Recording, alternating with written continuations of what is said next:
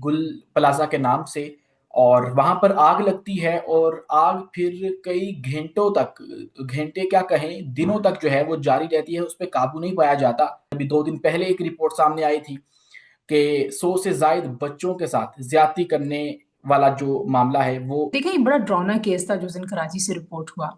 लेकिन उसमें जो ज्यादा ड्रोनी बात थी वो ये थी कि मुलजिमों ने इंकशाफ किया तफ्तीश के दौरान कि उन्होंने 100 से ज्यादा बच्चों के साथ जिनसी ज्यादती की है। बिस्मिल्लाहिर्रहमानिर्रहीम, अस्सलाम वालेकुम। मैं हूं उमैस मुनीर, आप देख रहे हैं तंजीला मजर्स ऑफिशियल यूट्यूब चैनल। अस्सलाम वालेकुम मैम, कैसी हैं आप? वालेकुम सलाम मैस, बिल्कुल ठीक ठाक। अच्छा मैम, बात करेंगे आज कराची में एक अफसोसनाक वाकया पेश आया। एक प्लाजा है गुल प्लाजा के नाम से, और वहां पर आग लगती है और आग फिर कई घंटों तक, घंटे क्या कहें दिनों तक जो है वो जारी रहती है, उस पर काबू नहीं पाया जाता। और उसके नतीजे में अपने नाजरीन के लिए अगर हम आसानी करते हैं तो 36 घंटे उसको लगे बुझाने के लिए, और 21 के करीब जो हलाकतें हैं उसकी तस्दीक हो चुकी है। अभी भी दर्जनों अफराद जो हैं वो लापता हैं, उनका कोई पता नहीं वो किस जगह पर, किस फ्लोर पर, क्या कहाँ पर मौजूद हैं। और इसी के साथ अगर हम लोग इसका थोड़ा सा कॉन्टेक्स्ट भी ऐड कर दें तो माजी में भी कराची से इसी तरह के जो वाकयात हैं वो रिपोर्ट होते रहे हैं। कभी डंपर के जरिए हलाकतें हो जाती हैं, कभी गटर के अंदर गिरकर जो बच्चे हैं वो अपनी जान से हाथ धो बैठते हैं, तो कभी किसी अमीरजादे की गाड़ी से टकरा के हो जाता है। फिर अभी 2 दिन पहले एक रिपोर्ट सामने आई थी कि 100 से जायद बच्चों के साथ ज्यादती करने वाला जो मामला है वो सामने आया, और उसके अंदर कुछ गिरफ्तारियां हुई। तो कराची के अंदर आखिर ये चल क्या रहा है? अगर ये आग लग गई थी तो इस पर काबू क्यों नहीं पाया गया? और लास्ट टाइम आपको कब याद पड़ता है कि आपने कराची से, जिसको हम अपना माशी हब कहते हैं, जिसको हम कहते हैं कि कराची चलता है तो पाकिस्तान पलता है, वहां से कोई अच्छी खबर आई हो, आपको कोई याद पड़ता है तो वो भी लाजमी हमें आज बताइएगा। देखिए, ये बड़ा ड्रोना केस था जो दिन कराची से रिपोर्ट हुआ। लेकिन उसमें जो ज्यादा ड्रोनी बात थी वो ये थी कि मुलजिमों ने इंकशाफ किया तफ्तीश के दौरान कि उन्होंने 100 से ज्यादा बच्चों के साथ जिनसी ज्यादती की है। 100 से ज्यादा बच्चों के लवाहिकीन ने या उनकी फैमिलीज ने कहीं पे रिपोर्ट नहीं किया, सिर्फ 7 लोगों ने रिपोर्ट किया हुआ है। तो मेरा ख्याल है कि इस तरह की चीजें तो आपको अपने पूरे मुआशरे में, हर शहर में नजर आती हैं। क्राइम्स भी होते हैं। क्योंकि हर रोज एक एक नंबर है जो लोग कराची का रुख करते हैं। वहां पे इंफ्रास्ट्रक्चर एक खास आबादी के लिहाज से ही बिल्ड किया गया होगा या सोचा गया होगा, लेकिन उससे कई गुना ज्यादा आबादी हो गई है। फिर सड़कों पे बड़े मसले मसाइल हैं। लेकिन बुनियादी मसला ये नहीं है कि हम बार बार इस तरह के वाकयात देखते हैं। कभी किसी फैक्ट्री में आग लग जाती है, कभी क्या हो जाता है। इशू ये है कि कानून की जो अमलदारी है या लिहाज है वो पूरे पाकिस्तान में आपको कहीं नहीं नजर आता। जो बिल्डिंग्स होती हैं, एक एक्ट है उसमें सेफ्टी के लिए, अच्छा ना भी हो एक्ट, एक लम्हे के लिए हम कहते हैं कि कानून नहीं बना हुआ। तो क्या जो इमारतें बनाने वाले लोग हैं, जो ठेकेदार हैं, जिनकी जमीनें हैं, जो ये दुकानें और फ्लैट्स बेचते हैं या रेंट पे लगाते हैं, क्या उनकी जिम्मेदारी नहीं है कि वहां पे जो सेफ्टी की मेजर्स होनी चाहिए वो पूरी करें? हुकूमत की यकीनन कोताही है। हुकूमत जो है वो अमलदारी के ऊपर जवाबदेह बनती है कि अगर कोई इस तरह के सेफ्टी के मेजर्स हैं सारी दुनिया में स्टैंडर्ड्स, तो हुकूमत को इंश्योर करने चाहिए, लेकिन आम लोगों को भी तो इंश्योर करने चाहिए। तो मेरा ख्याल है कि एक नालायकी है, एक गवर्नेंस का बड़ा सीरियस क्राइसिस है कराची के डायनेमिक्स में। उस दिन मैंने बिलावल साहब से पूछा कि आपके ऊपर जो गवर्नेंस का एक बड़ा आपकी ब्रांडिंग है कि आप नहीं कर पा रहे, तो वो कराची में जो आपकी पोलराइज्ड एक पॉलिटिक्स है उस वजह से, उन्होंने कहा बिल्कुल। उन्होंने कहा जी कि कराची के जो डायनेमिक्स है वो किसी और शहर के साथ आप कंपेयर नहीं कर सकते। हमारे मसाइल ही और हैं। हर रोज जो है वो 5,000 बंदा ऐड हो जाता है। और जाहिर है वही इंफ्रास्ट्रक्चर है जिसके ऊपर आप लादे जा रहे हैं। नया इंफ्रास्ट्रक्चर बनाने की अगर कोशिश भी करेंगे तो जाहिर है वो जो पुराना है वो तो टूट फूट का शिकार हो गई होगा। तो मेरा ख्याल है कि इट्स वेरी वेरी अनफॉर्चुनेट, इतनी कीमती जानें चली गई। फिर देखें हमारे यहाँ जो एक क्विक रिस्पॉन्स का कॉन्सेप्ट है ना, दुनिया में हर जगह हादसे हो जाते हैं, आग भी लग जाती है। सेफ तरीन जो बिल्डिंग्स है वहां पे भी शॉर्ट सर्किट हो जाता है। मैं ये नहीं कह रही कि ये अनहोना है कि वाकया हो गया, लेकिन आपको याद होगा मरी में एक वाकया हुआ था। तो वहां पे रेस्क्यू कब हो सका? गाड़ियों में लोग मर गए। मतलब कितना बड़ा अलमिया था। फिर हमने अभी फ्लड्स में देखा कि वो एक फैमिली पूरी 18 लोग, दो फैमिलीज आपके सामने बह गए। मतलब आप कांप जाते हैं ये सारी चीजें देख के। तो हमारे यहाँ जो हुकूमतें हैं, रिस्पेक्टिव हुकूमतें, उनका उनका जो तरीका है हुक्मरानी है اس میں عام آدمی کی سہولت، اس کی زندگی بچانا ان کا محور نہیں ہے۔ وہ یقیناً ان کی مجبوری ہے کہ وہ سڑکیں بھی بنا دیتے ہیں جیسے تیسے کر کے، اس میں سے کمیشن بھی کھا لیں گے، کک بیکس بھی لے لیں گے، سارا کچھ کر لیں، سڑکیں بنا دیتے ہیں۔ ہسپتال جب کوئی بہت شور ہوتا ہے تو کوئی نیا بن جاتا ہے، تھوڑا بہت کچھ کسی کے دل میں زیادہ درد ہوتا ہے کسی جماعت کے، تو وہ ذرا زیادہ کچھ چیزیں اس طرح کی بنا دیتی ہے۔ لیکن یہ جو سوچ ہے نا، جو آپ کو مہذب دنیا میں نظر آتی ہے، کہ وہ اپنے ایک شہری کو، کبھی کبھی تو جانور کو بھی بچانے کے لیے اپنے پورے ریسورسز لگا دیتے ہیں، اور وہاں بڑی کوئک رسپانس آپ کو نظر آتی ہے، تو وہ وہ سوچ ہے، اس سوچ کا فقدان ہے۔ اور میں کسی پارٹی کو بلیم نہیں کروں گی، یہ کراچی میں کئی جماعتوں نے حکومتیں کی ہیں، آج بہت پیپلز پارٹی پہ تنقید کر کے وہ ان کی اتحاد رہی ہے بہت عرصہ۔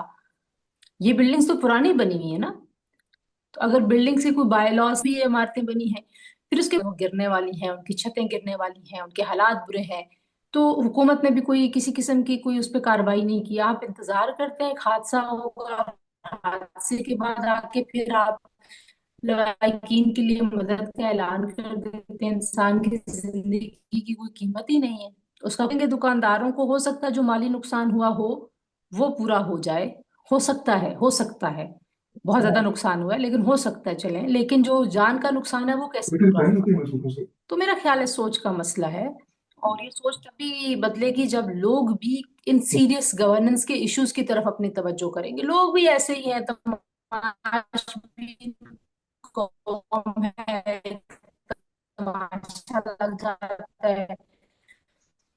ابھی آپ دیکھ لیں پورا سوشل میڈیا مریم نواز کی بیٹے کی شادی پہ لگا ہوا ہے۔ بھائی ان کے پاس پیسے ہیں، ان کو نہیں کرنی چاہیے تھی اتنی مہنگی شادی، لیکن ان کے پاس ہے۔ آپ کو لگتا ہے چوری کے ہیں، ان کو لگتا ہے ان کے اپنے ہیں، ان کے باپ کے ہیں، تو بس ٹھیک ہے ان کو خرچ کرنے دے۔ کوئی اپنے منہ کو اچھا بناتا ہے، برا بناتا ہے، ہر شخص کو حق ہے کہ وہ کیسا نظر آنا چاہتا ہے۔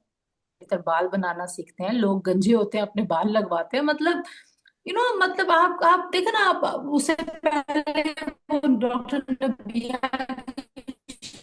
شادی کے اوپر آپ کا پوری قوم جو ہے وہ سٹک تھی، تو اصل میں قوم ہے ادھر ساری لگ جاتی ہے کبھی تو تماشا نہ۔ کسی نے بڑی اچھی ویڈیو بنائی تھی کہ آپ بغیر کسی وجہ کے کسی پل پہ جا کے کھڑے ہو جائے نا، تو نیچے دیکھنا شروع کر دیں کہ نیچے پتہ نہیں کیا ہو گیا، سارے رش گاڑیاں لگنے روک کے لگے۔ وہاں کھڑے ہونا شروع ہو گئے، طرف چل پڑتے ہیں۔ ابھی تھوڑے دن آگے ماشاء اللہ سے دانش پر بھی تبصرے کرنے والے بھی سارے اس بلڈنگ ایشو پہ بات کریں گے، 2 4 دن 2 دن شاید، اور اس کے بعد ٹھپ، تو پھر یہ ہوتا رہے گا۔ یہ مسئلہ ہے میرا خیال ہے پورے معاشرے کی کوتاہی ہے، صرف پیپلز پارٹی کی یا کسی ایک حکومت کی میں کوتاہی نہیں سمجھتی ہے۔ اچھا میم، اسی کے ساتھ اب شہر اقتدار میں آپ کے اپنے شہر میں ایک بات اس وقت گردش کر رہی ہے، اور وہ بات یہ ہے کہ 28ویں ترمیم آئے گی، اور اس کے اندر یہ ہوگا کہ جو ووٹر کا حق ہے اور اس کی جو ایج ہے اس کو بڑھا دیا جائے گا۔ اب 18 سال کا جو شخص ہے یا جو نوجوان ہے وہ ووٹ ڈالنے کا اہل نہیں ہوگا، اس کی عمر کو بڑھا کر 25 سال کر دیا جائے گا، اور جس کے اوپر قمر زمان قاہرہ جو پیپلز پارٹی کے ایک بہت بڑے لیڈر ہیں، انہوں نے اشارہ بھی دیا ہے کہ 18 سال کا جو ایک نوجوان ہے وہ منشور نہیں پڑھ سکتا، وہ کس طرح سے اپنا لیڈر منتخب کرے گا، تو اس طرح کی باتیں انہوں نے کی ہیں۔ اور اس کے علاوہ متعدد صحافی بھی اپنے ذرائع سے اس بات کو رپورٹ کر چکے ہیں، منیب فاروق آپ دیکھ لیجئے، جنید سلیم صاحب اس بات کا تذکرہ جو ہے وہ کر چکے ہیں۔ تو آپ کو نہیں لگتا ہے کہ یہ 18 سال کا جو ایک ووٹر ہے اس کا حق اس سے چھین لینا، اور خاص کر جب آپ کے آس پاس ایسی کچھ مثالیں موجود ہوں، بنگلہ دیش، نیپال، جہاں پہ جینزیز نے تختے الٹ دیے، تو جینزی کے ساتھ یہ پنگا لینے کی کیا ضرورت تھی، اور کیا واقعی ایسا ہونے جا رہا ہے؟ دیکھیں، ایک تو میرا خیال ہے کہ بڑا ٹرسٹ ڈیفیسٹ ہے جین زی میں اور آج کے حکمرانوں میں، بڑا فاصلہ ہے، بہت گیپ ہے، اور اس گیپ کو فل کرتا ہوا آپ کو کوئی دکھائی نہیں دیتا۔ میرے تو خیال میں اگر ایک مطلب کہیں آپ نے 16 سال رکھی ہوئی ہے کم شادی کی، کم سے کم عمر، کہیں آپ نے 18 سال رکھی ہوئی ہے، اگر آپ نے 18 سال رکھی ہوئی ہے اور آپ یہ سمجھتے ہیں کہ ایک بندہ اپنا جیون ساتھی چن سکتا ہے، اپنی زندگی کا اتنا اہم فیصلہ کر سکتا ہے، اس کو ڈرائیونگ لائسنس مل سکتا ہے، وہ سڑک پہ جا سکتا ہے، اور ظاہر ہے وہ لائسنس ٹو کل تو نہیں ہوتا، وہ لائسنس ٹو ڈرائیو ہوتا ہے، لائسنس ٹو سیو ہوتا ہے لوگوں کو، مطلب وہ مارنے کے لیے تو نہیں آپ اس کو لائسنس دیتے، اور آپ سمجھتے ہیں کہ اس میں اتنی عقل دانش ہے کہ وہ بڑی سے بڑی گاڑی، مہنگی سے مہنگی گاڑی، کٹارا کٹارا گاڑی، ہر طرح کی گاڑی چلا لے گا، اسی لیے آپ اس کو لائسنس دیتے ہیں۔ تو مجھے نہیں لگتا کہ اس کی کوئی ضرورت ہے۔ मैं आपको बताऊं, कभी कभी यू नेवर नो पाकिस्तान की जेंजी बांग्लादेश की और नेपाल की जेंजी से कितनी ज्यादा मुख्तलिफ है, कितनी नहीं, ये तो वक्त आने पर पता चलेगा। अभी तक तो कोई ऐसी झलक नहीं देखी मैंने हमारे नौजवानों में भी कि मैं कहूँ कि हाँ उनमें कोई इनकलाब की बहुत तपिश है। वो you you have a fire, कि आपको लगे कि हाँ इतनी आग है कि बस वो सब कुछ जला के, वो ऐसा तो मुझे नहीं नजर आता। लेकिन यू नेवर नो, कहते कभी कभी किसी का बुरा वक्त आया होता है ना, वो खाम खा में पंगे करता है, मतलब वो सेटल्ड चीजों को भी छेड़ना शुरू कर देता है। तो ये एक सेटल्ड मामला है, इसको मेरा नहीं ख्याल छेड़ना चाहिए, ये गलत फैसला होगा। और जेन जी जो है वो नेपाल बांग्लादेश की तरह का हाल करे या ना करे, लेकिन जाहिर है आप डिस्क्रेडिट होंगे। और डिस्क्रेडिट आप इस तरह से होंगे कि आप बजाय इसके कि इन नौजवानों की नुमाइंदगी करें, बजाय इसके कि आप इन नौजवानों के मसाइल समझें, बजाय इसके कि आप इन नौजवानों के जहन को पढ़ सकें, अगर आप नालायक हैं, आप नहीं पढ़ पा रहे हैं, या आप उनके मसाइल का हल नहीं कर पा रहे हैं, या आप उनके लिए वसाइल नहीं पैदा कर रहे हैं, तो इसका मतलब ये नहीं है कि आप उनसे वोट देने का हक छीन लें। तो मुझे शायद मैंने भी एक दो लोगों से पूछा है, इस पे बात तो हुई है, लेकिन शायद ये नहीं होगा, और अगर होगा तो अच्छा नहीं होगा। ऑल राइट मैम, इसी के साथ अगर हम लोग बात करें तो पाकिस्तान का नाम एक बार फिर से आलमी खबरों के अंदर भी गूंज रहा है, और वो कुछ इस तरह से कि जो ट्रम्प हैं उन्होंने पाकिस्तान को बाकायदा तौर पे ये ऑफर करवा दी है कि गजा का जो अमन बोर्ड है उसके अंदर शमूलियत करे पाकिस्तान, और इसी के साथ भारत को भी करवाई गई है। तो क्या पाकिस्तान इसका हिस्सा बनेगा, और अगर बनता है तो क्या ये एक वाइज डिसीजन होगा? देखिए, अब तो पूरा आलम इस्लाम है, उसने वो गजा में जो अमन की कोशिशें हैं उनकी इंडोर्समेंट तो कर दी है। और अगर आपको एक इतने अहम तारीखी मौके पे कोई किरदार अदा करने को मिल रहा है, या आपको टेबल पे जगह मिल रही है, तो मेरा ख्याल है कि इसमें मुजायका कोई नहीं है। मैं उस दिन आपसे कह रही थी ना कि उसी तरफ के सारे लोग हैं, इधर का कोई मुल्क, इधर की कोई नुमाइंदगी नहीं है, तो अच्छी बात है कि अगर वो नुमाइंदगी है। देखते हैं कि बाकी और कौन होगा उस फौज में और उस अमन की कोशिश में, बाकी कौन से मुस्लिम ममालिक जो हैं वो होंगे। तो पाकिस्तान भी मेरा ख्याल है इसी बुनियाद पे फैसला करेगा कि अगर सऊदी अरब इस प्लान में कहीं ना कहीं हो शामिल, या ऑन ऑन बोर्ड हो, तुर्की हो, उसके बगैर शायद ये कोई पाकिस्तान के लिए कोई आसान फैसला नहीं होगा। क्योंकि इसकी एक अपसाइड है कि अगर तो गाजा में अमन कायम हो जाता है, स्टेबिलिटी आ जाती है, तो ये विन विन सिचुएशन है for everyone, for Trump, for west, for middle east, हर बंदे के लिए। मशरक वस्ता में अमन आ गया तो हर एक के लिए विन विन सिचुएशन है।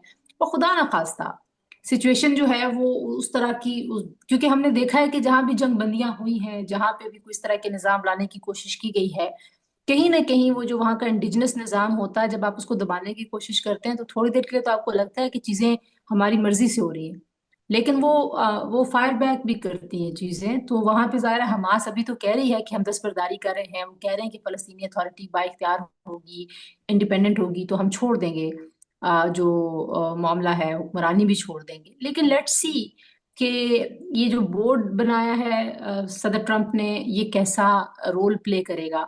इनकी जो शुरू की कुछ कार्रवाइयां होंगी उन्हीं से अंदाजा हो जाएगा कि उनकी एक्सेप्टेंस कितनी है गाजा के अंदर, गाजा के अवाम के मसाइल कितने हल हो रहे हैं, और कहीं ये सारी की सारी चीज को इंटरनेशनली कंट्रोल करके अपनी मर्जी से तो करने की एक साजिश या कोशिश नहीं है।